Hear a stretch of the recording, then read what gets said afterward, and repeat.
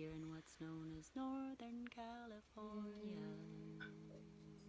And we're saying hello, Hello, to hello. you. Hello, Ohio River. Hello. And the water protectors who reside along their banks. Hello, hello, Hello, hello, to all who dare to stand up strong and say, we do believe that with a clean waterway, life can thrive. Shaping peace together, making peace together. Oh, lifting up voices and colorful palettes together, doing our best with what we can in all the ways we can, still stay joyfully, bountifully, musically, artfully, woven together in health and harmony. Hello.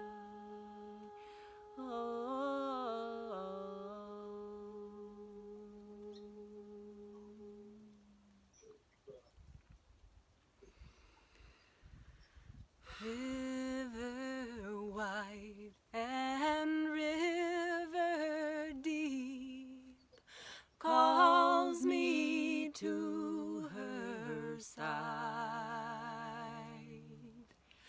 to protect and for her speak. Water, she says, it is time. Vast, vast oceans, bubbling creeks, all are friends of mine. From valley floor to mountain peaks, water, she says, it is time.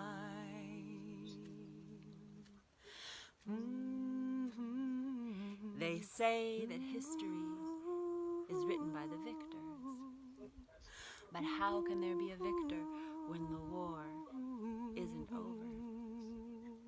The battle has only just begun, and this time, Creator is sending her very best warriors. This time it isn't Indians versus cowboys. No. This time it is all the beautiful races of humanity together on the same side, and we are fighting to replace our fear with love. This time, bullets, arrows, cannonballs will not save us.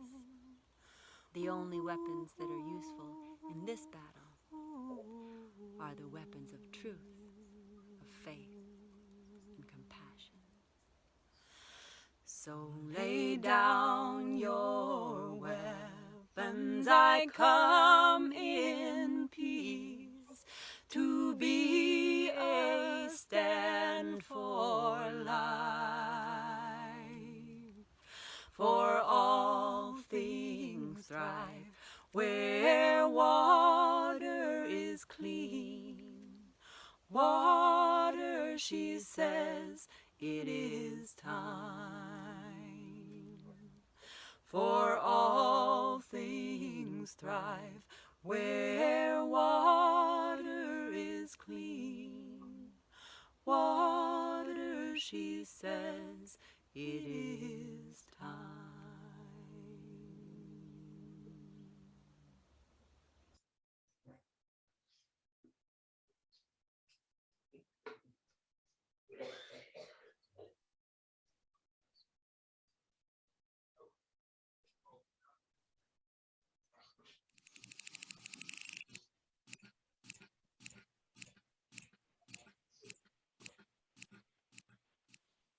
Tonight, we're here to begin the A to Z Impacts of Plastics digital series. We aim to expose the threats and costs to those impacted by ecological devastation and to continue putting forward analysis of industry actions in terms of the interlocking systems of poverty, racism, ecological devastation, and militarism. We touch plastic more than we touch our loved ones on a day-to-day basis. From a health standpoint, this is terrible. From an economic standpoint, it's nonsensical when the demand for plastic is going down and down and down, and we need to keep the fossil fuels in the ground. Only 9% of plastic ever made has been recycled. Plastics are one of the most greenhouse gas intensive manufacturing industries out there. And what we're finding with our work is that the air pollution is everywhere. It is across the entire supply chain. People who live in the shadows of these plants have a 10-year less life expectancy of the average American because by the way they live, and they live in the chemical corridor, as we call it, Cancer Alley. At the end of the day, the climate crisis, as we term it, is a result of white supremacy, colonialism, imperialism, and capitalism. And so any solution that is not resisting and addressing those systems of oppression is not a solution. I think we all agree that we really need to transition away from this polluting industry, but we don't want to leave workers behind. But we can also put oil and gas workers back to work in plugging old and abandoned wells, which is a huge challenge many states are dealing with now. We need to look at ways to have a diversified, stable economy that circulates the dollars in the local community more. We need a cultural shift. We got one on smoking, and the amount of people smoking now has been severely reduced. We need a cultural shift on plastic. We've done this before in America, and globally we can do it again. The number one thing is to educate and spread awareness, and sometimes that doesn't feel very proactive because you don't feel like you're directly doing something, but it plants seeds that will spread very quickly and eventually will blossom into organized collective actions. I get hope knowing there's this bigger picture out there that sees the connection between the fracking and these petrochemical manufacturers and the consumerism and the recycling. Anybody can be part of this movement, and we want everybody to be part of this movement. Find common ground. Talk to everyone. Because you never know who can be an ally. We articulate in our lens of work the intersections of poverty, of climate, of democracy, of systemic racism. All of that is linked, and it forms a vicious nexus which we see manifest in different ways in different communities. But the key is that the solution is that cohesive narrative, recognizing these issues are interlinked, we are interlinked, and our response must be so. The change must be systemic.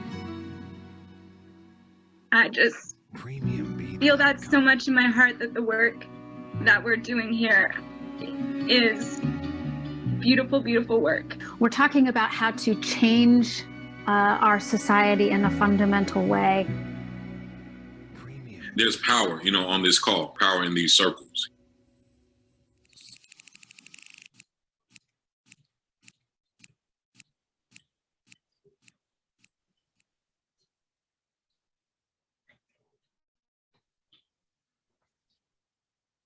Hey, good evening all. My name is Peggy Berry and I'm a PhD prepared nurse. My pronouns are she, her. I live on the native indigenous land of the Oceana, Erie, Hopewell, Delaware, Miami, Osage, Ottawa, Shawnee, Wyandotte, Miami peoples, and I'm happy to be here. You're kicking off our first one and it's a great day for it. Housekeeping. We are going to have you all muted at this time, but we would love for you to keep your video on so we can see your faces, and we would love to see your reactions. We we would love to see your reactions by going down to the bottom of the screen and hitting the button that says reactions, and just to our speakers, hit the up button, hit the thumbs up button, etc. We will not be creating any breakout rooms this evening. We will be having time for questions over chat halfway through the program, and then a live conversation with our speakers after all the speakers are done. You will be able to put all of your questions in the chat for the speakers at midpoint. So I'm going to turn it over to our next person in line here, and that would be Elise. No, I suppose not. I guess that would be Mary. Mary?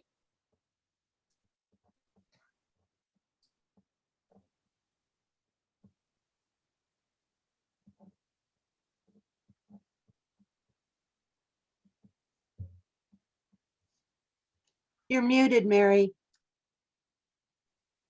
Thank you.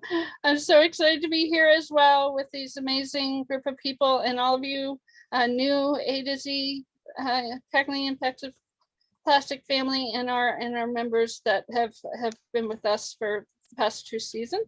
Just want to say thank you to our co-sponsors who have done an outstanding job sharing information about this event and supporting us. And we really consider this a family. Because that's what it's going to take to overcome all these issues. So thank you. Then just a little, I have trouble advancing. We're gonna have to escape and then, goodness, there, whoops, no, of course, there we go. So we want to acknowledge that Indigenous people were the first to be impacted by the extraction of natural resources, among other things. And we acknowledge the work that the elders of the past and present are doing on behalf of all people to restore the balance to the earth. We acknowledge the need to continue to do the work to decolonize our lives in word and deed. And then we acknowledge the land we are on was originally the home of many different tribes. And we invite you to put the names of the tribes from your land in the chat. And there's also a resource there. I'll try and move that box if it's in the way. If you don't know, and that there's a resource there that you can use to see that. And it just, I guess it takes a minute for it to advance to the next slide. So just bear with me. Seems like come on.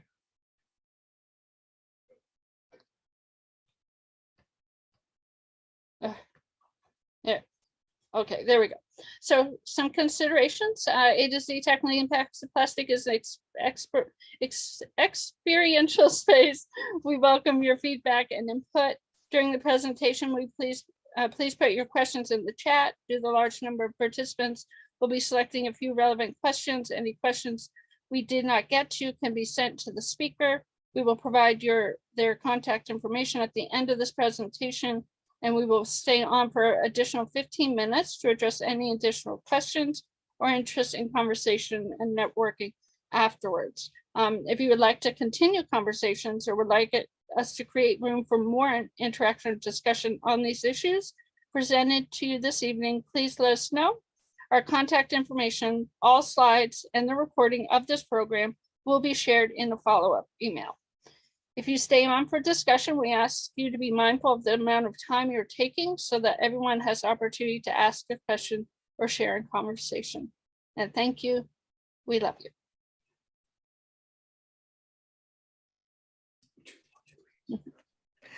Hi, good evening again. I will be your moderator for this evening, and I'm going to let the speakers introduce each other. They will provide 1 to 2 minutes. Alexa will be our first speaker to introduce herself, followed by BJ, and then Polita. Thank you, Peggy. My name is Alexis Goldsmith. I am the organizing director at Beyond Plastics, and I basically work with grassroots organizers around the US, coaching them on how to do both legislative and non-legislative campaigns to end plastic pollution. And I have a background in independent journalism. I was the executive producer for the Hudson Mohawk Magazine, which is a community radio news program out of the Sanctuary for Independent Media in Troy, New York. And I also have a garden, and I really just love to grow plants, as you can see, and animals. So I'll pass it over to BJ. Yeah, thank you, Alexis and Peggy and Mary. And it was nice to see that video again. Of course, I hear my voice and I'm like, oh, anyway. My name is BJ McManama. I am an organizer, campaign organizer with the Indigenous Environmental Network, and just a general worker bee. I've been with IN for going on 18 years now. Doesn't seem possible. And through that time, I have gotten a lot of experience in frontline community organizing and just getting to know the people and the issues and just being on the ground and having a personal relationship with Mother Earth, a deeper dive, if you will. So over the years, my campaign work, the educational outreach that I've done is now in this moment kind of intersecting in all of the issues that we're facing right now, whether it be the extractive economy, false solutions, the environment, genetic engineering, geoengineering, those things that we call techno fixes that are absolute cover for the extractive economy to continue what they're doing. I'll touch on a little bit of that tonight, of course. And now I think I said everything. Anyway, I live in West Virginia, northern West Virginia. Used to be, long time ago, a place where my ancestors lived, the Seneca, and my cousins, the Cherokee, the Shawnee, the Mingo, the Lenape, and a lot of other peoples, communities, tribes that have been summarily erased by the settler colonialism and that paradigm. So I will now pass it on to Paulita. Thank you, BJ. Hi, everybody. I'm Paulita Bennett Martin. I'm the daughter of a Maya Belizean woman and an Irish American diver and explorer who met in Central America in the 1960s. These roots, I like to think of them like the roots of a mangrove tree.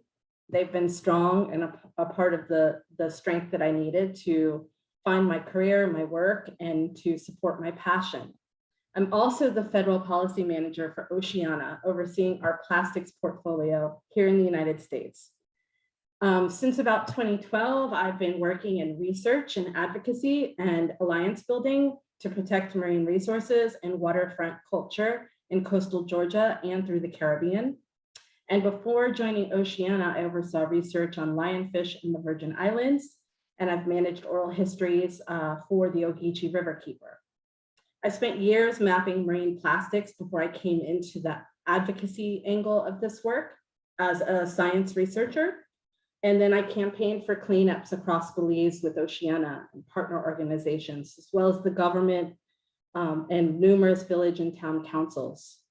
In 2015, I took this message of plastic pollution to Atlanta, where I partnered with many local people there to create an international symposium addressing plastic pollution, which caught the attention of the local government in Atlanta, Georgia. And since then, they have passed local policy to protect their community from single-use plastics. In addition to my role with Oceana, which I am very excited about, I also serve on the National Marine Sanctuary Advisory Council for Gray's Reef, which is here off the coast of Georgia.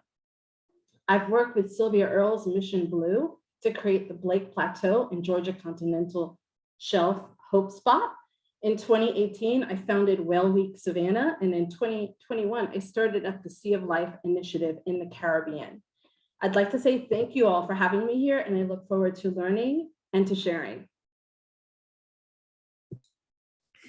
Thank you so very much, everybody, for introducing yourselves.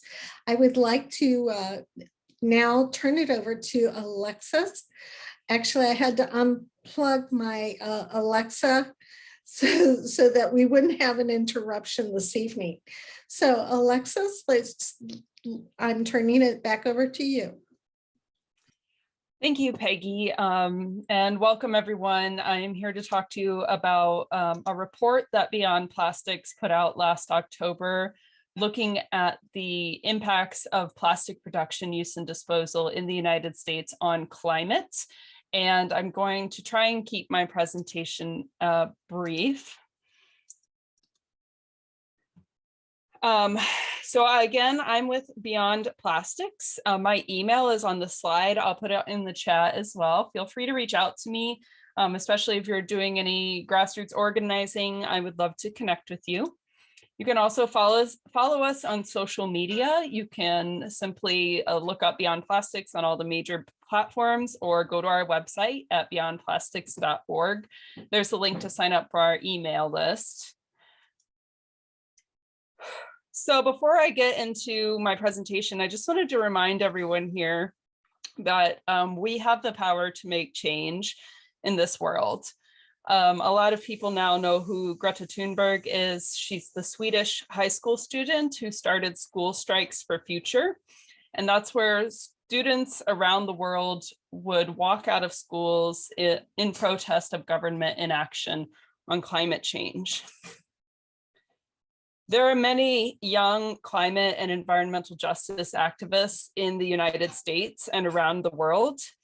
I was honored to meet Xiuhtezcatl Martinez at an event at the Sanctuary for Independent Media. Xiuhtezcatl was the youth director of Earth Guardians and has spoken before the United Nations General Assembly in English, Spanish, and his native language of Nahuatl on the effects of fossil fuels on Indigenous and marginalized communities. So I just share these two young activists at the beginning because they really inspire me. And I feel that if they have the strength to do this, then I certainly can do this too. So we're talking about plastics and in particular, the connection between plastics, climate change, and environmental justice.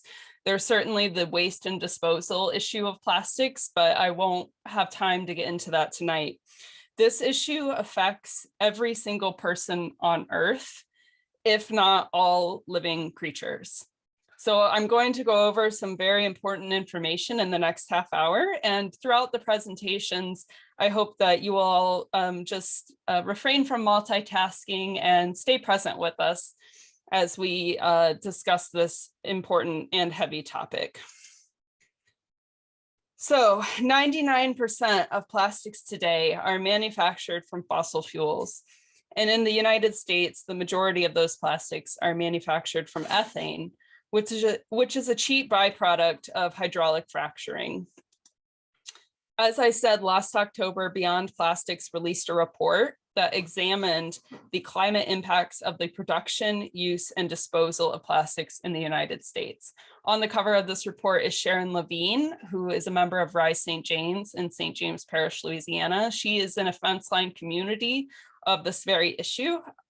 And this report I'm going to talk about built upon a 2019 report from the Center for International Environmental Law called Plastics and Climate Change. So our report, The New Coal, found that in 2020, US plastics released 232 million tons of carbon dioxide equivalent. That's the same emissions as 116 average 500 megawatt coal-fired power plants. At least 42 plastics facilities have opened since 2019, are under construction, or are in the permitting process. And if these facilities become fully operational, these new plastic plants could release an additional 55 million tons of greenhouse gases, the equivalent of another 27 average-sized coal plants. This report found, not surprisingly, more like backing up the fact that the production of plastic is a matter of environmental injustice. And this report also added further evidence that environmental racism is a serious issue in the United States. So plastics can be made from oil, coal, and gas, but as I said, most plastics in the United States are manufactured from cheap ethane gas that comes from hydraulic fracturing. Fracking is a method of extracting shale gas from deep underground deposits, and this process is a high risk of contaminating drinking water. Fracking has boomed in the United States in the past 2 decades, resulting in a gas glut, meaning that there is more gas than domestic markets can absorb. So plastics manufacturing from ethane provides a new revenue source for oil and gas companies. To frack a well, the gas company pumps millions of gallons of water mixed with chemicals and sand deep underground, fracturing the bedrock so the pockets of gas can be extracted. This slurry of water, chemicals, sand, and gas come back out of the well, along with radon and naturally occurring radioactive isotopes from deep underground. It's from this slurry that the ethane gas is separated along with waste products. This is a still from the movie Gasland, which, believe it or not, was released in 2010. And in the past decade and 2 years, we better understand the impacts of fracking, but not much has changed from a regulatory standpoint. In the year 2000, in the US, there were about 25 fracking wells. Now there are more than 1.7 million. At the end of their life, the wells are often abandoned and continue to leak methane. So methane is very important through this whole process because it is more than 80 times more effective than carbon dioxide at trapping heat in the atmosphere. So in our report, The New Coal, we looked at emissions from fracking in order to produce plastics. So this key, which you'll see in other slides, shows the equivalent yearly emissions in coal-fired power plants. So each shaded symbol represents 2 million tons of carbon dioxide equivalent, which is the yearly emissions from one coal-fired power plant. Each unshaded symbol shows the potential emissions from expansion of infrastructure by 2025. So in the year 2020, fracking for plastics, not even fracking for other types of gas, released the equivalent emissions of 18 coal-fired power plants with the potential for an additional 6 million tons of emissions by 2025. And I mentioned that the fracking wells bring up naturally occurring radioactive isotopes.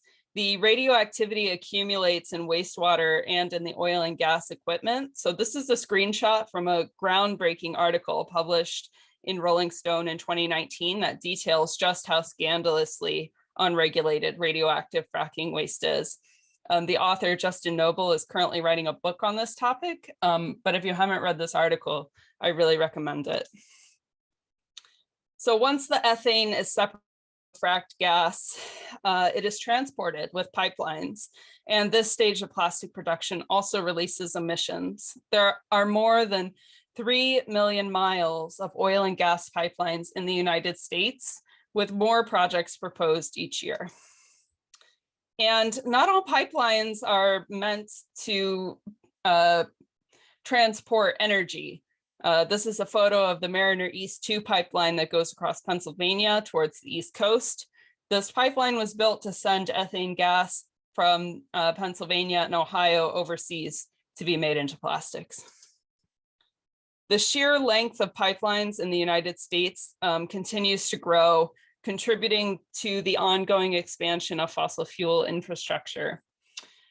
We have seen some divestments from major pipelines like the infamous Keystone XL, but unfortunately Enbridge announced that Line 3 was finished, although the Anishinaabe people continue to resist it.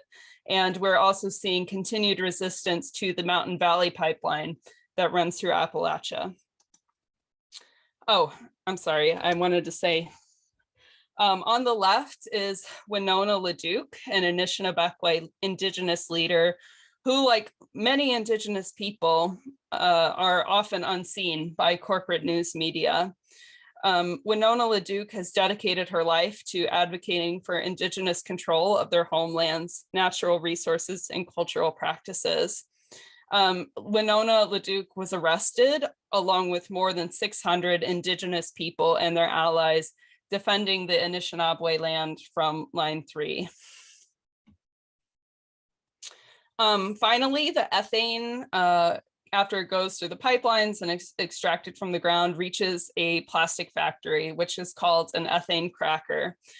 This is where a huge majority of emissions come from. The ethane gas, along with chemicals called plasticizers, are manufactured into polyethylene plastics using high heat. The market has been filled with cheap single-use plastics, in part because of the fracking boom. The ethane is really driving this rather than demand. And this type of manufacturing infrastructure is rapidly expanding in the United States. About 2 weeks ago, I took this photo. Thank you, Dr. Clifford Lau. I think he's on the call here for taking me to this overlook. This is the Shell cracker in Beaver County, Pennsylvania. It's the first ethane cracker in Appalachia, with more projects proposed. Other plastics feedstock manufacturing, so not just polyethylene, but other types of plastic, PVC, and those different resins contribute the equivalent of 16 coal-fired power plants, with the potential to add an additional 10 million tons by 2025. And other climate impacts from plastics come from producing the tens of thousands of chemicals that are added to plastics, and from exports and imports. As you saw earlier, both the raw fossil fuels to make plastics are exported, as well as the nurdles, which are the tiny plastic pellets that come from ethane crackers and plastic products. So all these impacts happen before plastic reaches a consumer, which I find astounding. And I also love this picture because it really just shows how greenwashed plastic has become in our world. Did you know that Coca-Cola produces 200,000 plastic bottles every minute? Our report also looked at the impacts of foamed plastic insulation. So this is a public service announcement. Foamed plastic insulation can off-gas for more than 50 years. So if you're building or insulating your house, I recommend avoiding this type of insulation. Try and use fiberglass, which can be made from recycled glass. And we have known for years now that recycling is not a solution to the issue of plastic waste. Less than 9% of all plastic ever produced has been recycled, and all plastic is eventually disposed of. So now the ACC, the American Chemistry Council, and their industry allies are promoting something called chemical recycling that is supposedly the golden ticket to fix recycling. But the truth about chemical recycling is that it really is just burning plastic. It does not turn plastic into new products. It simply burns it or turns it into fuel to be burned. So I want to make everyone aware of that. The American Chemistry Council is pushing for state bills across the United States to encourage chemical recycling, also called advanced recycling. And then finally, the final stage of plastics that we looked at in our report is plastic pollution in our water. So plastic pollution in the water interferes with the ocean's ability to act as a carbon sink. And plastic also releases greenhouse gases as it breaks down into microplastics. So what is the petrochemical industry thinking? I mean, all of this sounds pretty antithetical to a livable, healthy planet. But as the world reckons with climate change and green energy and electric vehicles become more common, more necessary, the fossil fuel industry is looking for new markets to continue justifying extraction. And one of those markets is plastic, especially single-use plastics. Globally, our report just looked at plastic in the United States, but globally, the greenhouse gas impacts of plastic, if they were a country, would be the 5th largest country in the world. Plastics emit more greenhouse gases than the entire continent of Africa. This is a serious, just more evidence of the environmental injustice that is plastic. And the bottom line here is that plastic infrastructure threatens our chances of having a livable planet in the future. From our report, these are the 18 communities in the United States where 90% of the emissions from plastics are being released. I believe that something that contributes to the lesser known impacts of plastic on climate change are just the fact that this happens in so few places, that it's not visible to everybody, but it certainly impacts the communities where this happens. This photo is of Rise St. James. As I mentioned, Sharon Levine of Rise St. James is on the cover of our report. They are a community-based environmental justice group in St. James Parish, Louisiana, and they are fighting Formosa Plastics, a Taiwan-based company that intends to build the largest plastics manufacturing plant in the United States on 2,500 acres in St. James, in an historically Black community that is already affected by heavy industry. And not only is the Formosa site located on hundreds of acres of imperiled wetlands, but it is a former sugarcane plantation, and it contains the graves of people who were enslaved. And those people who are buried there are the ancestors of people who are still alive today, who want to preserve their memory and don't want to see their graves desecrated by a petrochemical plant. So this photo is very meaningful. This photo is of Rise St. James honoring the graves during a Juneteenth celebration. And the production of plastics contributes largely to environmental injustice and environmental racism. The infrastructure is cited in sacrifice communities. That's not my terminology, but basically they are deemed lesser, or the industry considers them to be that sacrifice zone. And this also contributes to disproportionate health problems and a lower quality of life, more mental stress, more anxiety, stress worrying about your family. The extraction and productions of, I'm sure I'm preaching to the choir here, and I could go on and on about this, but the international scientific community agrees that we have less than 10 years to avert the worst consequences of climate change. But there is a strong argument that inequality and environmental racism contribute more to climate change than population. We cannot recycle our way out of this problem while plastic production continues to increase. Plastic recycling does not work. It will never work as a solution to this waste crisis. And the myth of recycling has actually contributed to international environmental and social justice issues of waste colonialism.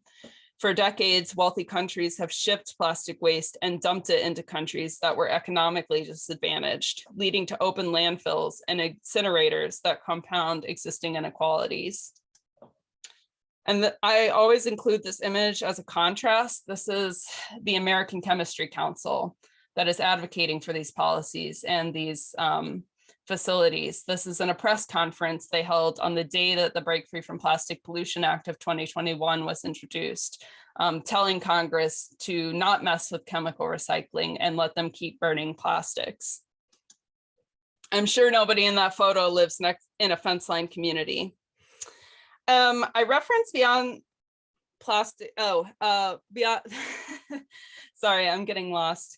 I think it's important to underscore that this infrastructure is being built, is growing. And this figure is from a 2019 report from Food and Water Watch that details the expansion of fracking infrastructure and plastics infrastructure in the United States. I really recommend reading this report. It's about 30 pages long, and also just follow Food and Water Watch because they are a great organization and a fantastic resource. So again, this is why we're doing this work, to have a safe and livable environment for ourselves, for future generations, for all life on Earth. We are too big to fail. So with that all being said, I'm going to share my action, and you'll get this in the follow-up email, but Beyond Plastics has set up an action where you can write to the Biden administration, including the Army Corps of Engineers and the White House Council on Environmental Quality, urging them to stop granting new permits for petrochemical facilities. And that action is at that link, which you can either write it down or you're also going to get it later in the program. So thank you for listening to me. I will take questions later, but I really look forward to hearing from BJ. Thank you so very much, Alexis. And now BJ, my friend, is going to go into what she is going to talk about. Thank you very much, Peggy, and thank you very much, Alexis. Excellent presentation. You're a hard act to follow. I am going to share my screen now so that I can kind of stay on point and not deviate too much, which I am absolutely guilty of doing from time to time. So not to contradict our title of our webinar, or even to, I don't know, take attention away from, the air pollution that Alexis, so it's a lot of detail and well presented. Thank you very much. So, I've been thinking a lot about these kind of things lately. As activists, as frontline communities, we tend to look at the symptoms, at the things that are most in our face, right? That, but we need to look more at the root causes. And of course, everything that Alexis presented and others tonight are part of the root causes, but plastic is just one cause for pollution.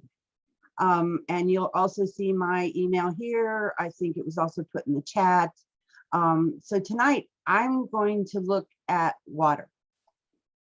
So as I was putting all this together, I started off on a total another tangent, and I thought I'd keep this because the oil and gas industry, the exponential expansion of the extractive economy that we found ourselves in, is at the root cause of all this. It's the feedstock for plastics. It's feedstock for chemicals too, like agriculture chemicals. There's not all of them, but a good many of them. Also fertilizer. The fertilizer that we buy, the commercial kinds of fertilizer, are petrochemical based. They're also doing a lot of damage to our relatives under the ground, under the surface. And that's part of the biodiversity that we must have to live. So I just kind of listed these things, but putting out pipelines that destroys the earth, which has absolute impact on our climate, the compressor stations, the LNG processing facilities, the export of our oil and gas to other countries so that these corporations can make unbelievable profits, while also saying that we don't have enough here, right? And it's always to the highest bidder. So all of the above, the air, has something to do with the air, the water, the pollution of our land. But tonight, I'm going to, again, concentrate more on the water, because water is life. It is our rally cry. It is the truth. It is unmistakable, but it's life for all life, all lives, everywhere. So to begin, it was this afternoon, because I always seem to be finishing up things at the last minute. But I started to look at how much water fracking actually destroys, pollutes, and not just pollutes so that we have to, we have a water filter on our faucet or anything. I mean, pollutes to the point that it is poison, it is deadly. So that this produced water, after it comes back up from these frack wells, millions of gallons, it is full of these deadly chemicals and sand and radioactivity. and so we have to do something with it. And we can talk about that later. But just simply it's put into open ponds because evaporation, so-called, supposed to do something with it. I don't know. And the most popular, or the most of the ways that they do this, is they inject this water back down into the earth. And as we know, there's nothing constant or nothing permanent on the planet. And eventually this produced water with all of its chemicals will seep back up into our aquifers. And I'm not sure exactly when, but it will happen. And we'll have to deal with those consequences. So looking at this, it was, it's kind of hard to find some of this, but our friends at Frack Tracker, and if you're not familiar with fracktracker.org, please look them up. They are like the data kings and queens.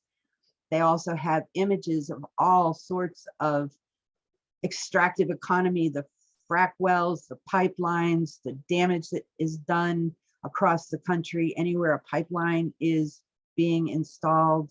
But anyway, every well that's fracked, and some wells are fracked more than once, takes up to, or beginning with, about 4 million gallons of water and as much as 9.7 or almost 10 millions of gallons of water.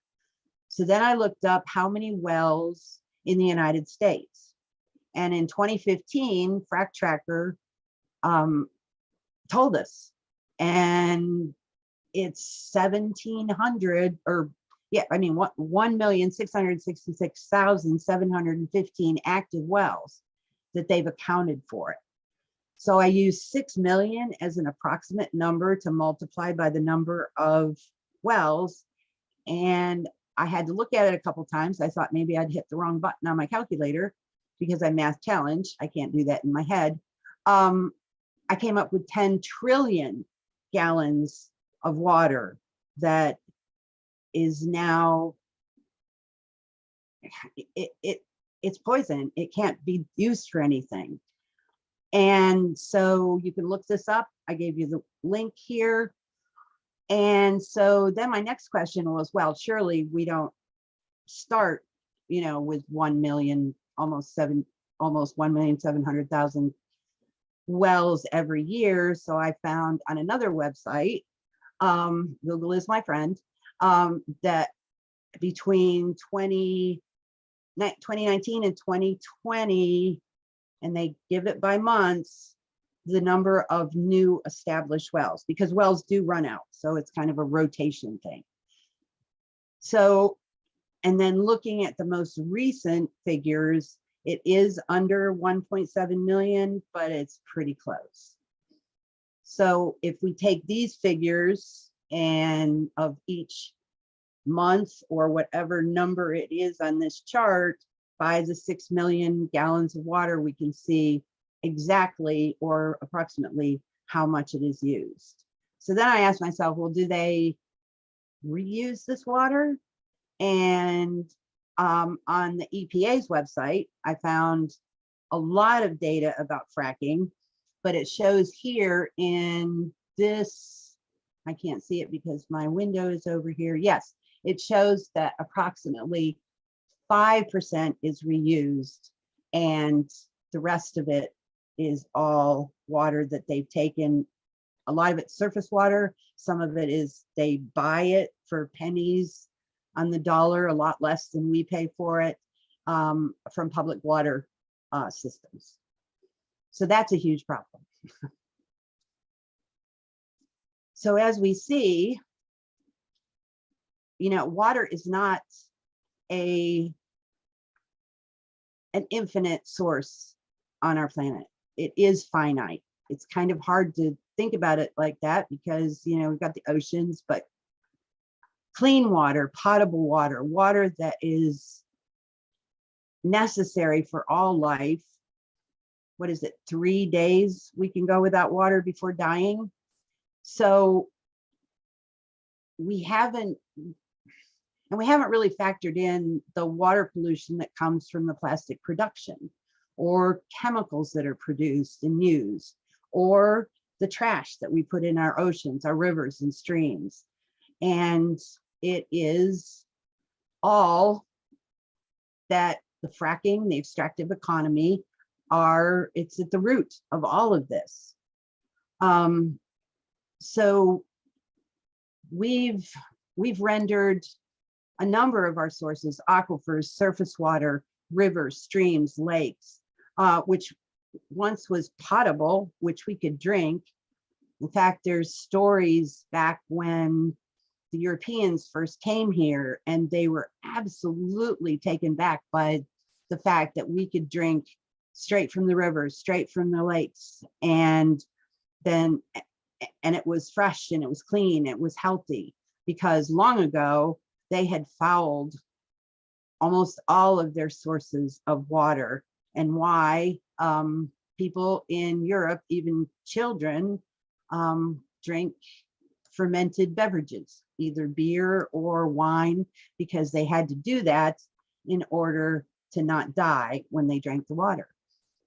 So, and fracking and plastics, petrochemicals, all of it doesn't take into account what I've already said about the rainwater, because everything that we put out into the atmosphere or even sprayed on industrial agriculture operations, we've found that pesticides, herbicides are taken up in the system of hydrology. It evaporates and it gets up into the clouds and it comes back down as elements in our rainwater. And now what Alexis showed us was the microparticles in the oceans. There's even microplastic in our air. There's a meant that everyone consumes a credit card size piece of plastic when you add up all the microparticles. And I can't remember, I think it was a week, or maybe it was a month, or maybe it was a year. I can't remember. It's still horrifying. Did somebody say something? It's a week.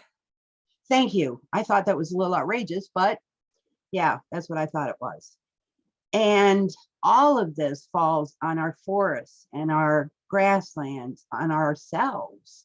I like to hang my clothes out to dry. It's something I like to do, but that kind of stuff falls on it gets on our clothes, and it's just everywhere. It's insidious, and it's pervasive, and it is horrible to think about this.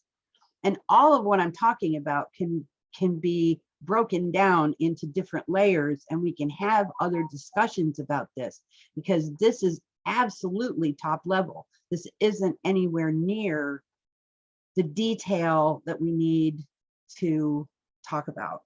And it is part of all of our lives. And so I hope some of this is helpful. But I was also thinking that how ironic it was that people around the world, I've spent time in South America and in Mexico, and everywhere I go, there's cases and truckloads of water bottles because we're not supposed to drink the local water.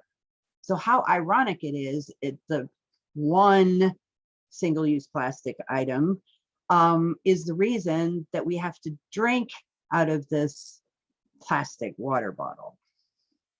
I'm always, in my eternal search for irony, I am never disappointed.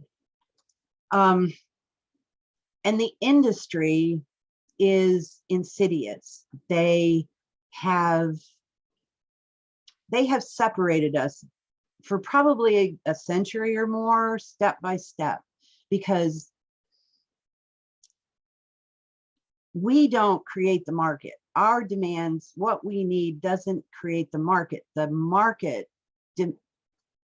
dictates what is there for us. And as activists, as people understand more about what's happening with the fracking and the petrochemicals and all that, they're fighting back. And this booklet right here, this natural gas, your invisible friend, was distributed to my granddaughter's school. She was in 3rd grade. It's an activity book that tells them all the really special things that natural gas does for us. Alas, I believe this is more for the parents than it was the children. And that's sad. But here in West Virginia, being in the heart of the Marcellus Shale plays, it's an issue. And so they want to make sure that nobody fights back, because most of West Virginia is one of those communities, or is filled with communities who don't have the resources to fight this extractive economy. And when something goes wrong, because it always goes wrong, when cancers show up, when cancer clusters or diseases, or the water becomes totally undrinkable, or we go to fish in our favorite lake or stream and all we find is fish with, belly up, we have no recourse. We can't fight it. It's changing, but that's an element of this too. And as I was doing some other research the other day on an article, and one of those articles I'm going to tell you about that, is this little ad on the side. Oops, I went the wrong way. And so, they're marketing to each other, right? We've got to bring the businesses in, and we've got to rub each other, pat each other on the back, and make new business plans. And then the second one, the hydrogen and carbon capture conference. This is, if you have not heard about it, I suppose most people have heard about carbon capture, because it is now being used as absolute cover for the oil and gas industry, coal industry, any industry that puts out GHGs. This is their cover. So we don't have to worry about it anymore, because look, we're going to capture the carbon, and then we're going to use the carbon for all these wonderful things. But it also comes along with pipelines and danger, a lot of danger. That's another thing that we really, really need to get into and talk about, is the dangers of piping liquid CO2 from place to place for different products, different reasons. One of the reasons is to shoot it back down into frac wells that have pretty much quit producing the oil or gas. Actually, it's just for oil, so that they can get the last bits and bubbles of the oil out of the shale layer. So as I keep looking around, and I do subscribe to some of the industry publications, keep your friends close and your enemies closer. This was just released day before yesterday, but Jennifer Granholm, who's been the cheerleader for carbon capture and some of the fault solutions, hydrogen, and there's several of them. We can put carbon capture on a coal-fired power plant, and it is now labeled as clean energy production. This was a paragraph from this article that's talking about how fossil energy has done more for civilization than anything else. And so I copied this and put it in a Google Doc so people can read it. Here is the link. And if I have not finished a thought or something isn't clear, please ask me. I do that sometimes. I think faster than I can actually say things, or the people in my head start confusing me. Anyway, so this is the article. They're talking about, where, wind and solar are a big lie, and, here we go. And the yellow blocks that I had on the page before, there's probably about 6 to maybe a dozen of those yellow blocks that are quotes from different people in different countries, or corporate CEOs or whatever. It's real insidious. So yes, plastic is the scourge of the consumer market. And like I said before, we don't drive the market dictates to us what we will have. So, but we also have a responsibility to do whatever we can to hold these people responsible, the ones who got us here, the ones who are responsible. And always remember too, that the system that got us here, this capitalist system, is out of control, consumer-based consumption, increase the GDP year after year after year. They're the ones that need to be held accountable. And to do that, we need to speak up. We need to call, write, email, which is kind of a segue for the next speaker. And you don't have to preach to your family and friends and even your strangers. I mean, I've said things to the checkout lady at my grocery store. But we do need to do this. We need to take every opportunity that we can, because this is for the 7th generation. This is for everyone. This is for our future, our grandchildren's future. And I hope that I've made some sense, but I will leave you with this. We are a part of, not apart from. So we need to understand that the air pollution that Alexis was talking about, what I'm talking about with water and all the other pollution, that whatever is happening on the planet, it's going to affect everything and everyone. And we are not immune. We do not live in bubbles. We do not live in isolation. So just remember, we're a part of, not apart from. I thank you very much for your time.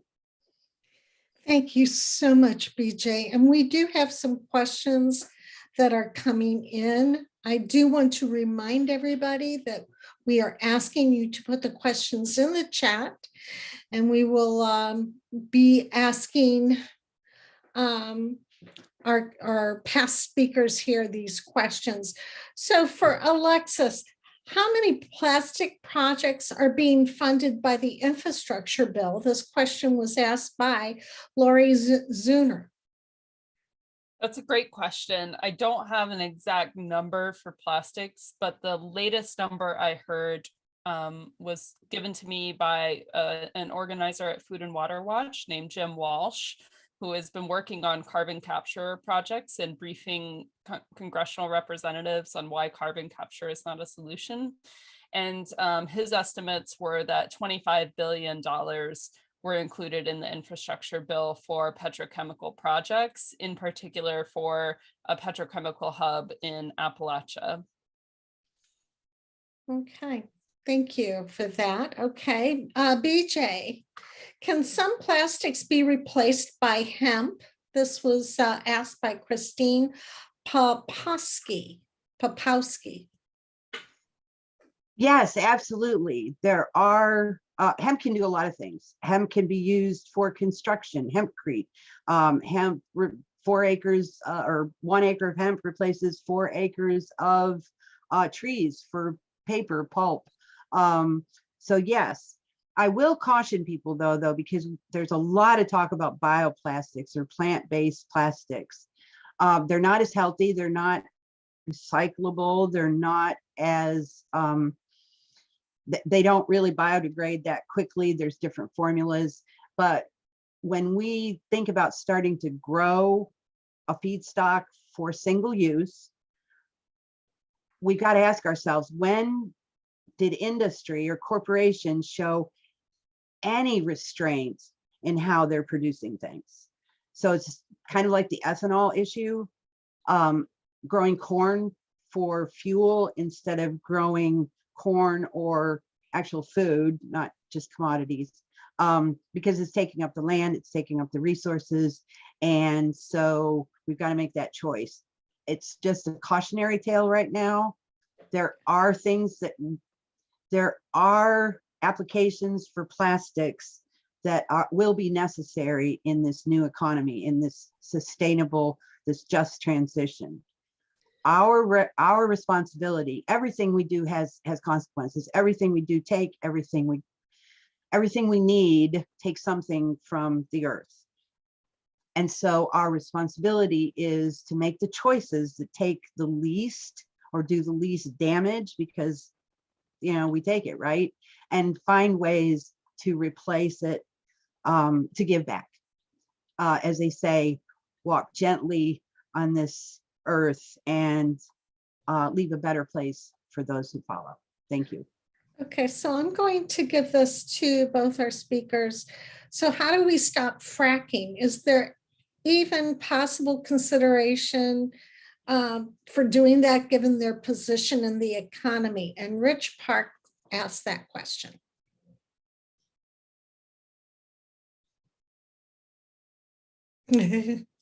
Yeah, that's a hard one. You know, there's a big elephant in the room with the work that we do, activists. We're calling to, you know, build back fossil free, keep it in the ground, which we definitely need to work toward as fast as we can. I think the issue more or less is not increasing, exponentially expanding fracking. And what is it? Alexis probably has the numbers, I'll leave it to her. But the plastic industry, actually when the Shell cracker started to be built and all that, industry documentation said that they'll need 1,500 new wells every year to feed the plastics industry, to feed the cracker plants. I may be wrong. We've got enough under our feet now. If we don't export it, if we don't use it for plastics exponentially like we are now, there's enough to last us until we can transition. We just need to do it safe, not hurry, etc. Eventually, yes. Short answer, yes, we can get away from it. Okay, Alexis? Yes, I think we can get away from fracking. BJ is absolutely right. The cracker plants are being built to continue fracking, to perpetuate fracking. What is needed to end fracking is political will. And we need to end corruption of our political system.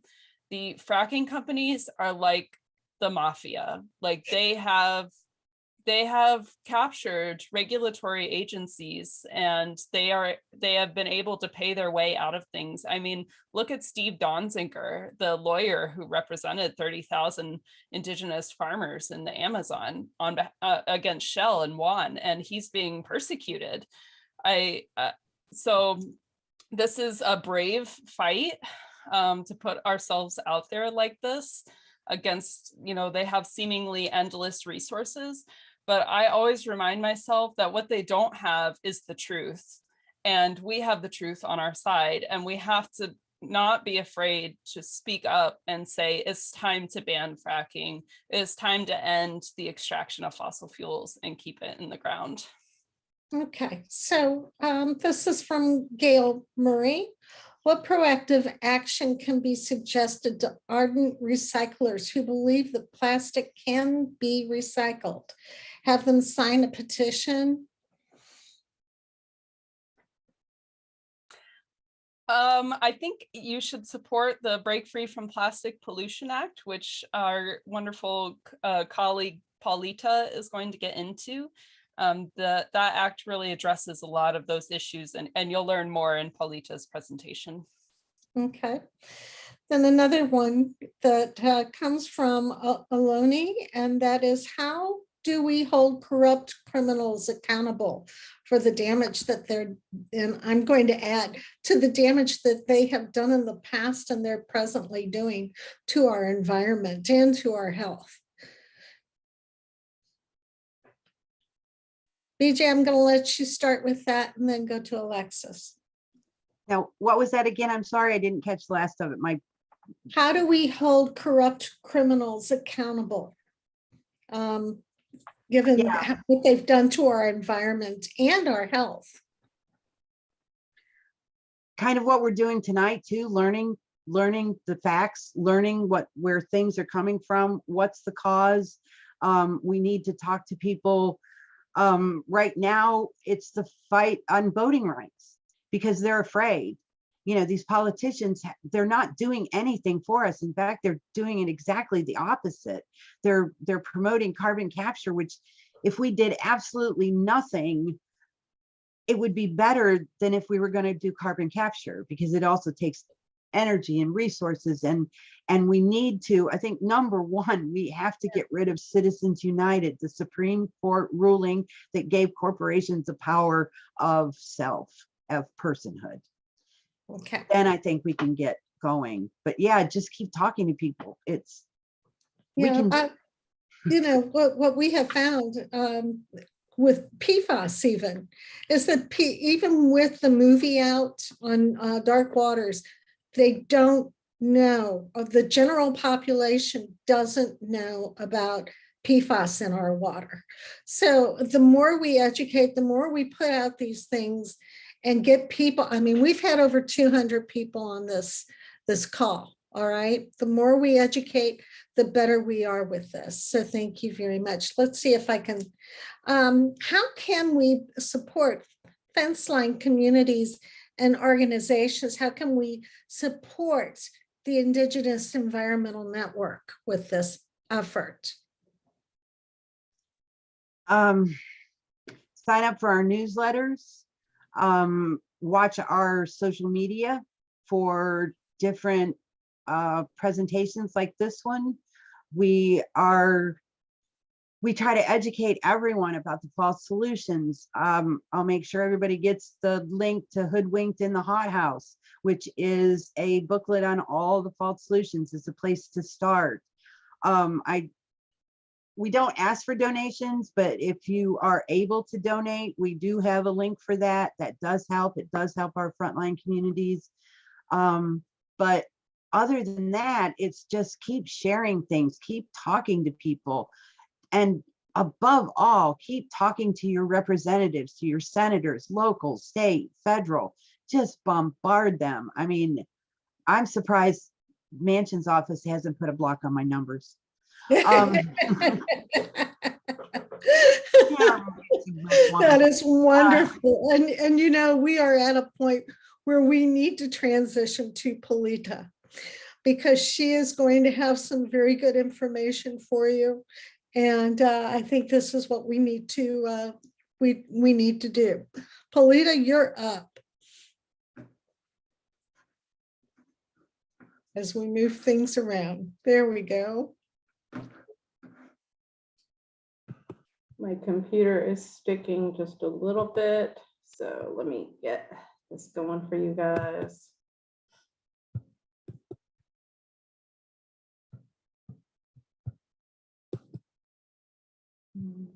Second.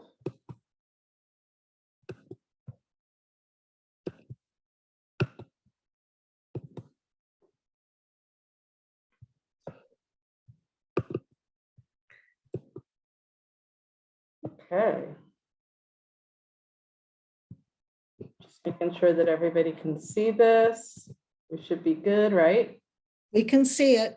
Okay, awesome. Well, thank you. That was a great bit of information, not a bit, but a lot of information that we got. And I think it leaves a lot of folks coming up with similar questions about what you can do to help with this issue. So let me start off by, again, pointing out that I am with Oceana and give you a little bit of background about us. So Oceana is the world's largest organization focused solely on ocean conservation policy to restore and protect oceans. Right now, we work in 8 nations and countries all across the European Union as well. And we're a science-centered organization. So each one of our campaigns has a scientist working on it to get us the most up-to-date information. Since 2001, when we started, Oceana has successfully protected nearly 4 million square miles of ocean, and we're not finished yet. I have the great honor of being part of one of Oceana's newest and most exciting campaigns launched about 2 years ago. We work to tackle the issue of plastic pollution through the ocean's lens. The ocean for me, as it may be for many of you on this call right now, is the most bountiful and beautiful place on the planet. It feeds me in more ways than one. However, there's a big plastic problem. One of the things that we always point to is currently we know that about 33 billion pounds of plastics enters the ocean every year. That would look like you sitting on a beach, one of those moments that we look forward to all year long, and having 2 garbage trucks pull up next to you and dump plastic into the ocean. So beyond the oceans, we understand that plastics impacts our neighborhood streets, our rivers, even our national parks. And as many people, as the speakers pointed out and people in the chat are pointing out, plastics are they're being found through many different facets of our life. And so this issue stretches way beyond the ocean. So we're very connected to a wonderful global coalition called Break Free from Plastic. And that's also who I'm here to represent today as one of the members of Break Free from Plastic, Oceana is. One of the key things that we work on, that we advocate for, is the Break Free from Plastic Pollution Act. So I know earlier that Alexis mentioned just focus on the presentation, but I'm actually going to ask you in a moment to get your phone ready so that we can reach out and actually drive calls to these US Senate offices to support the Break Free from Plastic Pollution Act. So the Break Free from Plastic Pollution Act does address the issue of plastics sort of from the point of extraction all the way through to the point of when it becomes litter. I think a lot of people look at the issues of plastic pollution when it becomes litter, when it's already in the waterways, when it's already on your community street. But the Break Free from Plastic Pollution actually goes to address this issue from producer responsibility. There's provisions in this bill that would require producers of certain products, certain single-use packaging, to be responsible for the waste generated from their products. It also makes producers invest in the US domestic recycling and composting infrastructure. So there are many ways that this goes to what's considered extended producer responsibility. Another section of the bill works to create nationwide beverage container refunds. Some of us are already familiar with bottle deposit and bottle return programs, and that bill includes a provision about that. It also looks at source reduction and phase out of top polluting products, right? So right now, in the global cleanup data that we're seeing, there are regular items that turn up in those cleanup data sets every year. And so some of those things are like plastic carryout bags, drinkware, single-use foodware, and more. The bill also covers a carryout bag fee. So this piece of the legislation would impose a fee on the distribution of carryout bags. That's already occurring in some states, and it's also already occurring in some cities and counties. So this is expanding, this is building, this bill actually builds off of what local people in local communities are already doing and just tries to set a national bar for how we protect communities from plastic pollution. The bill also includes a measure for minimum recycled content. It standardizes recycling and composting so that we have a standard all across our country. Other pieces of this bill also address the infrastructure and production of single-use plastics, placing a temporary pause on any build out of new infrastructure. This also gets to that piece of frontline or environmental justice communities and how we prevent any further pollution coming into those areas. And it also addresses the US role on a global scale. It prevents the US from being able to ship out our single-use plastic waste to other nations that don't have the infrastructure in place to take care of these materials, right? And so with that being said, we will send out a toolkit at the end of this event with some of this information. However, what we can do right now is we can actually call our US senators and we can ask them to sign on to the Break Free from Plastic Pollution Act. So in the chat bar right now, someone is dropping the information that you will need. Step one second, I'm trying to move the slide for you. If you can see here, step one is check to see if your US senator is a co-sponsor. We're going to drop that in the chat right now. I'm not sure, I think it's Alyssa that's dropping it in for us. Check that out. If your senator is not currently on that list, that means they are not a co-sponsor. And if they are on that list, then it's a great time to call them and thank them too. They need to hear from us. They need to know that we like what they're doing. They need to hear from us when we want them to do something else. Step 2, use the link that's about to get dropped in the chat. All you have to do is type in your zip code and it will give you the phone number to both of your US senators. Right now, their offices are going to be closed. So when you call the office, you'll be leaving this 10-second voicemail that says that you want your US senator to co-sponsor the Break Free from Plastic Pollution Act. It's S984, okay? You're also going to use a script. So we have one here for you. It's also being dropped in the chat along with a toolkit. So here's that script. It's super simple. Hi, my name is, I live in, or I am a business owner in this city and state, and I am calling to ask Senator Awesome Pants to co-sponsor the Break Free from Plastic Pollution Act. The bill number is S984. Go ahead and stick in a sentence about why you care about this issue. Always bring in your personal statement about this. Tell them what the bill does really quickly, right? Make the message short. And when you do this, if you would, go in the chat and drop in there what state that you're calling your senator in and which senator you reached out to, because we'd love to see whose offices are going to get pinged with this message. And this works. We've done phone banks before to a more extensive degree. And we just saw our Georgia State's US Georgia Senator Ossoff sign on to this bill recently after a phone bank session. So this is one step that you can take. 15 seconds of your time to leave a voicemail. You can count on the fact that nobody's going to answer your call. However, you can also count on this. Working so closely with congressional staffers every day, the one thing that they always remind me of is get those phone calls in. Our boss makes decisions when he hears from us that he's getting phone calls from his constituents. It could be 5 phone calls to an office that makes all the difference to push someone over the edge. So I'm going to stop there and give everybody a couple minutes to make these phone calls. And if you have any questions, drop them in the chat. And if anyone's seeing those questions before I am, please call them out to me. Happy to answer any questions on this.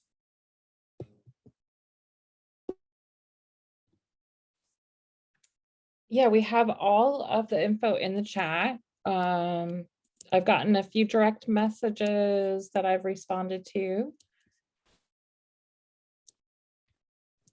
I see someone mentioned Senator Portman. Great to reach out. Senator Portman's been hearing from a lot of the organizations recently. So yes, keep pushing.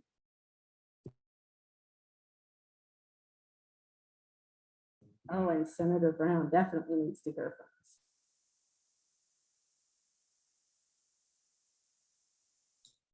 us. Pauletta, while they're doing some of their calling, I have some questions for you. Like, how much plastic is making it into the ocean currently? Yeah, it's a great question. So every year, 33 billion pounds of plastics wash into the ocean. And so I know I made that unusual example, but it's basically the equivalent of 2 garbage trucks every minute pulling up next to you and dumping straight into the ocean. And we don't see this getting any better. No, my gosh, that's horrible. Given what we've learned about the impacts of plastic pollution, are companies slowing down the production and finding new alternatives? That's an interesting question. So no, part of the answer is no, and part of it is yes. The plastics industry expects the annual production will more than triple by 2050. So we are just moving forward in plastic production in a geometric pattern. It's just up, up, up. And so the way we see it is as the production of more single-use plastics increases, so will the amount of the single-use plastic litter that's entering the ocean. And right now, the US plays a very significant role in the global plastic pollution problem because we're generating more of this single-use plastic litter than any other country in the world. But at the same time, the yes part of that question is that, yes, there are alternatives to single-use plastics. There are approaches, material technology, reusable products. There are all sorts of options out there that are not single-use plastics. And those are the businesses that we need to scale up and work with and support those more sustainable approaches to business. Great, thank you so much. Nice. I think someone called your Florida senators. Thank you. I'm sure they'll love your message. Fantastic. Thank you, guys. This was a lot of fun getting together with all of you. Appreciate your hard work and your participation. Mary, we need you to talk about follow-ups.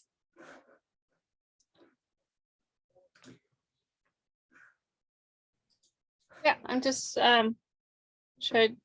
waiting for the stop share, and I'll be right with everybody. Thank you. Thank you, Paulita. Thank you so much for bringing a live action that we can do together, and those are really effective. So, all right, just one sec. There we go. All right, so we heard from the speakers. We've done some live actions, and now we just kind of want to wrap things up here. And like we said, we will be sending a follow-up email with the recording, with all the notes from the presenters, all the information. And you know, we encourage you to interact and just keep communicating, because that's how we win, is when we all come together. So stay tuned for more information about our next event in the series, A to Z Technically Impacts of Plastic 22 series, coming in May, and we'll be discussing false solutions. What are some of the current false solutions around plastics and fossil fuel industry, how to identify them, and how to address them. If you have additional questions, here's our information, and we'll be sending that out again. And then thank you for joining us. The A to Z Tackling Impacts of Plastic. Feel free to stay on additional 15 minutes to ask additional questions or discussion. And you can catch us on Facebook, Twitter, and we have impactsofplastic.com. You can see all of our past presentations and 2 other series that we had. And then I will pass it over to BJ for closing. Thank you. Yes, I would like to thank everyone from the bottom of my heart for being here tonight. Our lives are pretty busy. Some are complicated. We've got things we have to deal with. There is, oh, oops, I forgot my video. Anyway, yeah, we're real people. We're not professionals. That might be obvious, right? Right now in the world, over in Ukraine, and the things that are going on, I know are affecting people. They're affecting me. They're affecting my family. We're asking a lot of questions. This is one more thing that we have to contemplate, that we have to put effort and time, and change isn't easy, right? Things that we need to do, things that we need to consider, you know, it's going to take our time even more, because whether we're using reusables or trying not to use single use, it's so easy, right? We just toss things in the garbage, out of sight, out of mind, put it out on the curb. But when I was growing up, there was none of this. You know, our milk came in glass bottles, our we return them, even as soon or not as far back, when my children were growing up, even our soda bottles were returnable. We need to stop we need to stop supporting this culture, this mindset of disposable things and planned obsolescence. That's, engineering failure into everything. I mean, we're talking cars and cell phones, and even our clothing is not long lasting. Fast fashion is another, and that's a plastic thing too. So we need to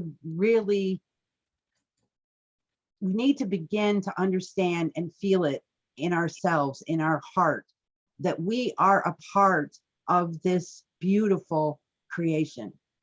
And everything we do has impact. We can impact it positively, we can impact it negatively.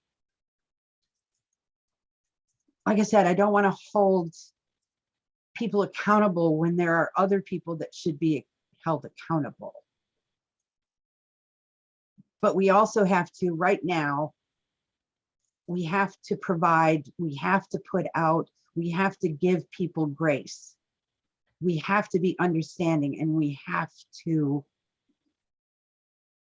just put out the positive vibes, whether you pray, whether you don't, the way you interact with people, the way that you show people grace or show people kindness is so very important right now. And in the work that we do,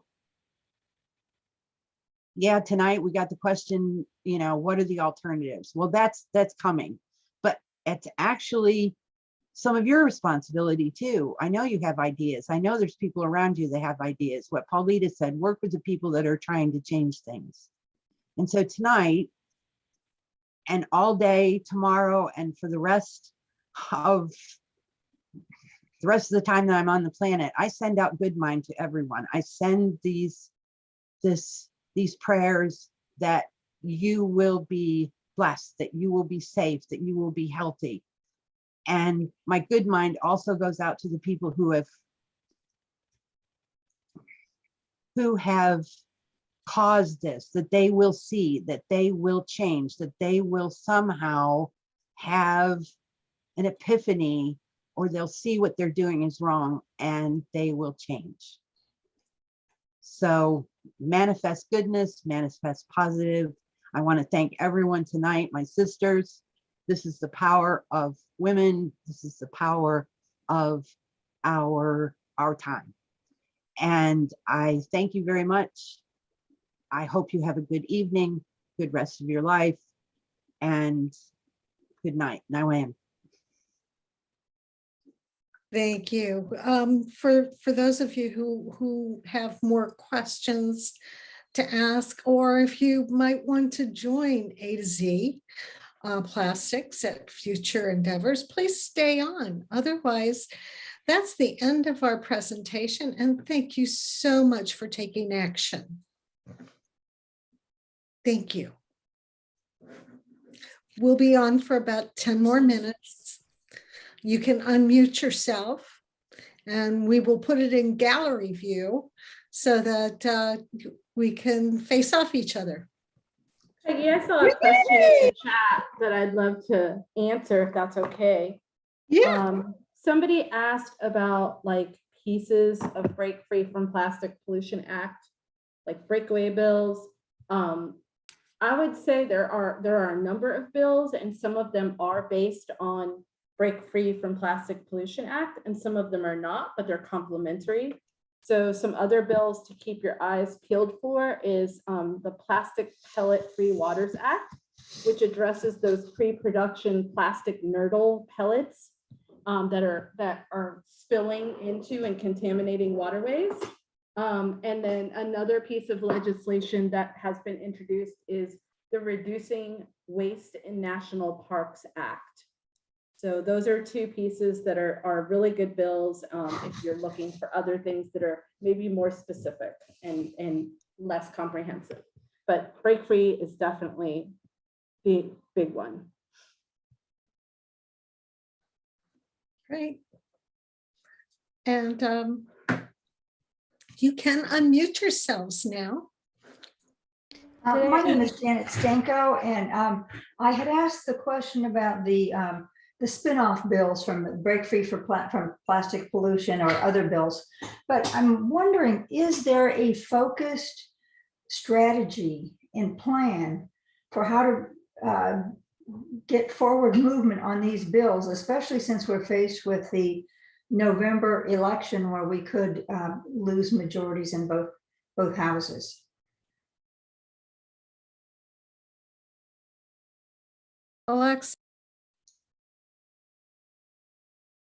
Alexa, can you answer that question? Because I know I can't. Well, I think Polita can also answer it, but there has been an ongoing effort to both internally and externally pressure representatives to co-sponsor this act and to pass the spin-off bills. Unfortunately, our situation politically right now is that we have no Republican support for this bill. We don't expect to get Republican support for this bill, but we are hopeful. I mean, I think plastic pollution influences us all.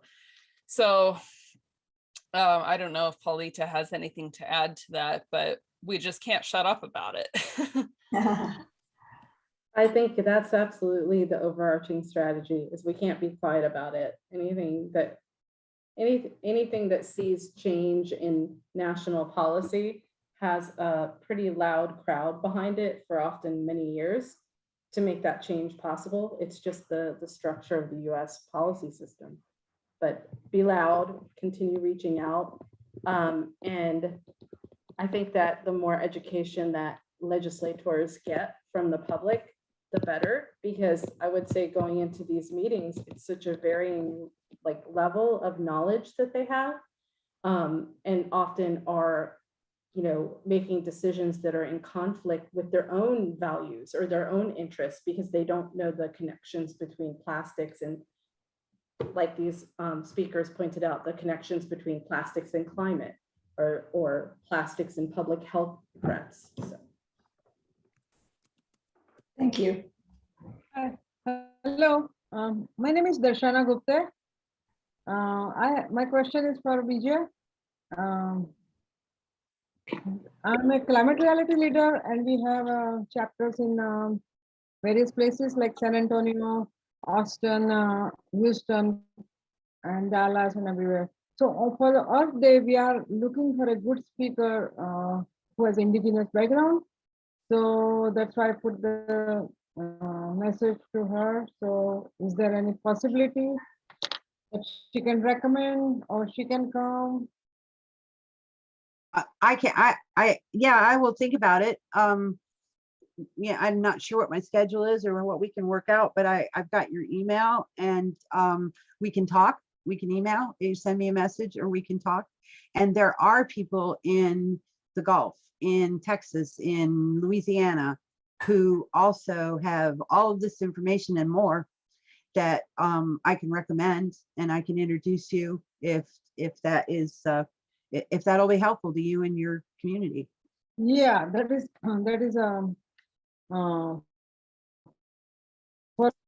for Earth Day event. We are celebrating Earth Day, and we have so many groups that we are working together. So we just want to have person from your group. You have my email, but I don't have yours. So we'll send it out with everyone, or I can message you here, but we'll send it out, and everybody's email, so that you can also talk to us. But I very much appreciate you being here, and thank you. Awesome to be here with you. Okay, all. they're really done, Bob. I'll come by.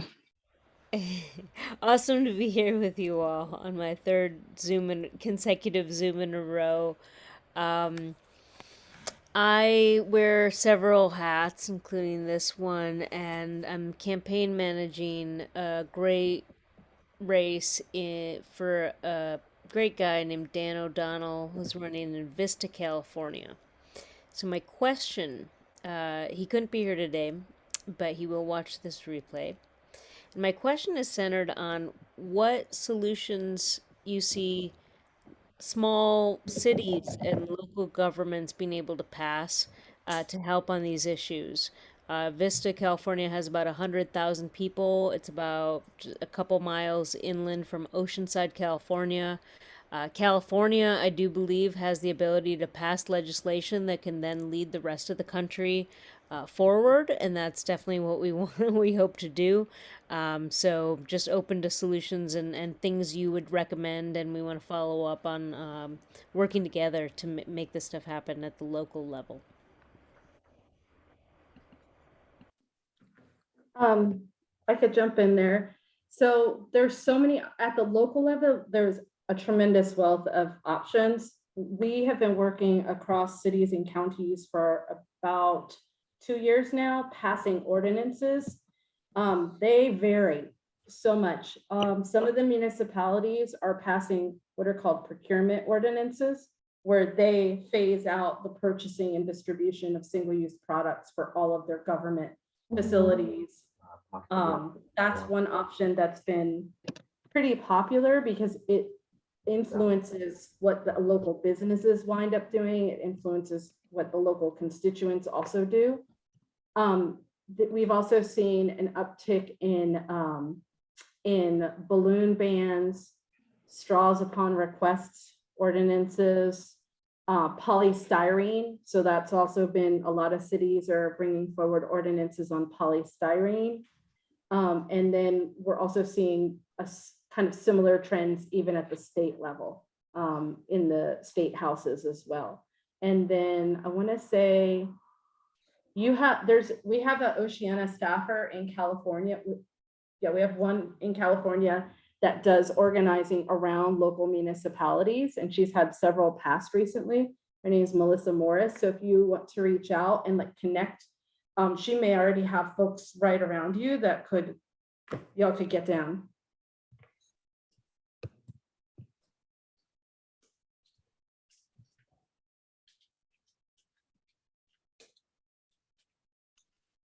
This is Janet Stanko again. I just wanted to say that I'm glad you guys are doing a webinar on false solutions, because it's a thing. It isn't just, you hear about one and you hear about another. They're just coming in every day. They cross my path, and I think we need to really focus. I'm sorry to interrupt, because we had people in line that I'm had sorry. question. That's okay. I figured you didn't realize that. So okay, I didn't realize that. I'll stop at this point. That's okay. Cheryl was. I'm sorry, real quick before all of the speakers go, I just have a tech issue. I did not initiate the recording, and so I can't stop it. I don't know if someone is who started it has like the recording to like their cloud or their computer. Maybe good to keep going though. Yeah. Might as well get it. I think we're okay. I just wanted, because I know Peggy was thinking about leaving, and I just wanted to leave. I'm sorry. Oh yeah. Because I had surgery Monday. I'm ready to go. Yes. Oh, Peggy. Sending love to you. Bye-bye. And we could edit this before we put it out too, if anyone has any concerns about having your name out there. Yeah. Thanks. Yeah. So Cheryl was next, but it looks like, is she still there? I see her. She took her hand down, maybe. So we'll go with Elliot, and then we can come back to you, Janet. Yeah, I just wanted to ask, and and I'm glad there's going to be another one, and maybe I guess that's kind of what I just have to wait to the next one. But I've seen solutions or proposed alternatives and solutions for years, and just a lot of people care just as much. We have an international community, international family. We're all relatives, and a lot of youth, really brilliant young people have won science competitions and stuff. Where is all this stuff? Because there is got to be a solution so that you get a drink, you go out to eat, you're not contributing something for the lifetime for future generations to deal with. Is that a possibility, or does it exist? It is a possibility. But as Alexis said, you know, these industries, there's many industries that are well sourced, well funded. You know, they get wind of something that, you know, some company or corporation or inventor, and all of a sudden there's you know, there's a policy or a program or, you know, this media to, you know, put it down. So yeah, I mean, there are a lot of different ways. Some of them are very simple. It talked about the local legislation. You know, I always say, look to the past for our future. It wasn't that long ago. I'm not ancient. You know, I grew up, we didn't have single-use plastic, and one like this.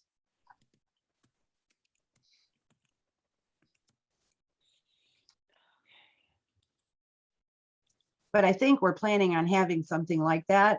Do our homework, see what we can find, you know, not making any endorsements, you know, directly, but there are things that we can do. So we have talked about that.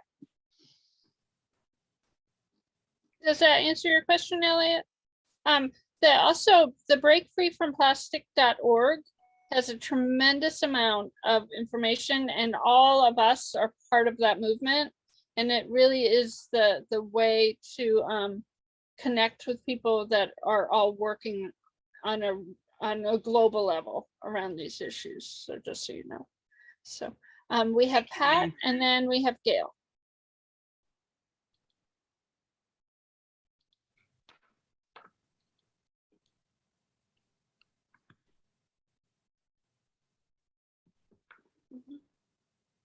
Are you there, Pat? Pat, you want? Can you? Maybe you're muted. All right. Oh, now there can we you go. hear me? Yes. I'm sorry. I apologize. I actually fell asleep during part of the presentation because I'm so tired. But sometimes I feel very discouraged because I look around my house. I've got these curtains that are made out of essentially plastic on my windows. My neighbors, our homes are 20 some years old and they're getting windows replaced. And I talked to the people replacing the windows, and they're putting plastic windows in instead of glass windows. We spent extra to buy an all glass instead of plastic greenhouse because I'm an organic gardener and we don't believe in plastic. But goodness gracious, our glasses we wear on our eyes, our screen protectors against the blue light from computers, are plastic, our printers, our computers are plastic, our, you know, don't use petroleum cars are largely made of plastic. The seats that we sit on are either woven plastic that's a cloth, or faux leather, which is plastic, which makes me sick. I can't be around faux leather. I'm petrochemical sensitive. The sandals I wear are entirely made of petrochemical. Pat, do you have a question? Well, how do we break free from all that stuff? The pen I'm writing with is plastic. We have to stop. Yeah, we have to stop making single-use plastics. I mean, I think that's that's thing you're wearing on your head is plastic, I think, and your glasses. But most new plastics today are single-use plastics that are flawed by design. So the real pollution problem is not to say that reusable plastics aren't an issue, but the single-use plastics that aren't recyclable are causing our oceans to turn into landfills. And the microplastic pollution in our air and water is from plastic pollution breaking down from single-use plastics. So I agree with you, like one of the petrochemical industry's talking points is that plastic isn't everything that we use. Well, they made it that way. They designed the world that way. So the solution is to stop making plastic, and then we can focus on how do we replace these things once at the end of their life, or how do we deal with them at the end of at the end of their life. But I wouldn't blame yourself, because it's not your fault that, or my fault, or anyone's fault that this is the world that we live in. It's been designed this way by the petrochemical industry. I have an air purifier because the pollution bothers my lungs, being petrochemical sensitive, and it's plastic too. You know, they don't. It's true. Can't escape. And my fillings, I got rid of the toxic stuff in fillings, and the dentist puts plastic on my teeth instead, a type of plastic. Thanks. Gail, you have a question? Pat. Thank you, Pat. Hi there. I think you have answered this a few times, but it's really a big part of why I came to this seminar. And I keep asking about an alternative. And I'm always so surprised that's not a bigger part of this conversation. I mean, even I believe Mary said to look at the Break Free from Plastics website, and I'll do that. I've been doing research on my own. I'm not a scientist, like Andy said, or excuse me, it might not have been Andy. The young man who came on the call earlier said, where are all these, winning plastic alternatives? And I am more than beginning to think that it's because they're not government sponsors. They have to be funded by the public. I mean, the government is not going to back these green compostable packaging. It has to come from individuals. And I am looking for a platform where that can happen, where there will be investors that are not government investors trying to find compostable materials. Yes, we should reuse things, but I've tried to use glass, for packaging, for bringing things around. They're too heavy. There has to be some kind of lightweight material that's going to biodegrade in 3 years. If even it takes 10, if it's compostable, that's a lot better off than a plastic carton that's going to last 100. So can you? Let me show you something. 1 second. Okay. I live by where they're building the cracker plant, and it's just very discouraging to see 6.5 million tons of plastic, single-use plastic produced. When we have the solutions to alternative packaging. This is an egg carton. It is made out of recycled paper, and it can be reused and recycled. I have a tomato carton here that I just got from a major grocery chain that was made out of this material, that I was so shocked to see if it wasn't made out of plastic. I had to keep it, but of course I've lost it. So we have the solutions. It's not just one silver bullet. It's going to be many solutions. But you're absolutely right. They need to be funded. And that's something that the Break Free from Plastic Pollution Act does, is direct money towards reuse and refill, toward post-consumer recycled content, and away from plastics manufacturing. The only reason that plastic is so cheap on the market is because it's heavily subsidized. So we can fix this with regulatory changes. We also have to look at where the raw materials are coming from. Like I said in my presentation, when has corporates, multinational corporations, industry, when have they ever showed any restraints? Our land is precious. We need food, we need other. So one of the things we suggest, and we talk heavily about, is rebuilding our communities. The global economy, this globalization has brought us to where we are now. We wouldn't need tons and tons of packaging if we could get the things that we need from our communities or from our region. So, we've got to look at that too, because that has a carbon footprint. I understand packaging and convenience and all that stuff. Like I said, I know we did it a long time ago and we can redo it. We can sterilize medical equipment, sterilize gowns and caps and masks. I used to do it. I used to sharpen hypodermic needles for reuse. And so I got a turkey for Thanksgiving and it had 5 different kinds of plastic around it. It had a little thing for back end, it had, plastic to hold its poor little feet together. It was wrapped in 2-3 kinds of plastic. That's ridiculous. Absolutely ridiculous. Thanks for letting me rant for a minute.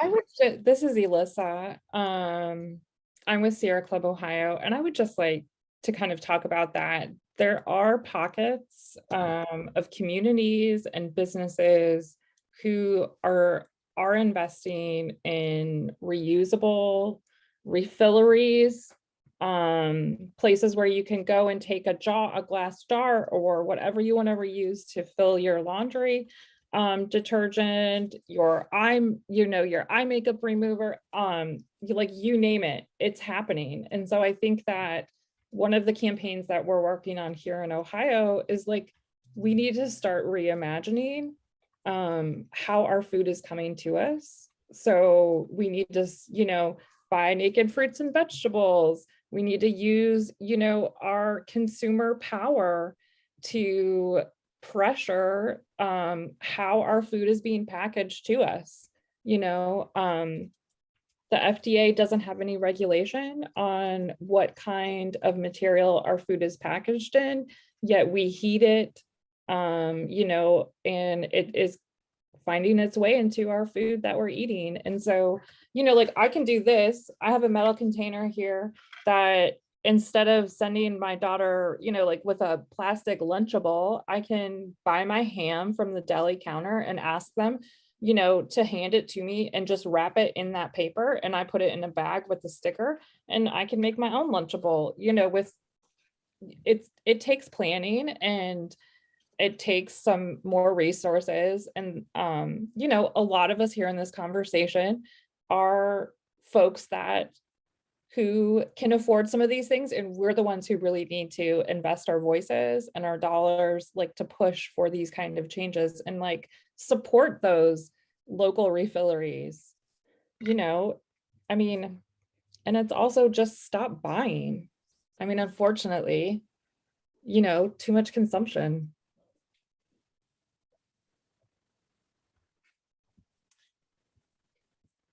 Yeah, there was a couple of things in the chat and I've started using them too. Bars for dish soap and shampoo and conditioner. And actually they're better products than what you buy in the bottles. Wrapped in paper, it lasts forever too. Yeah, I like the bamboo paper towels and yeah. And the strips for laundry. Yep. Instead of the yeah. Is Janet still on? Did you want to finish your thoughts?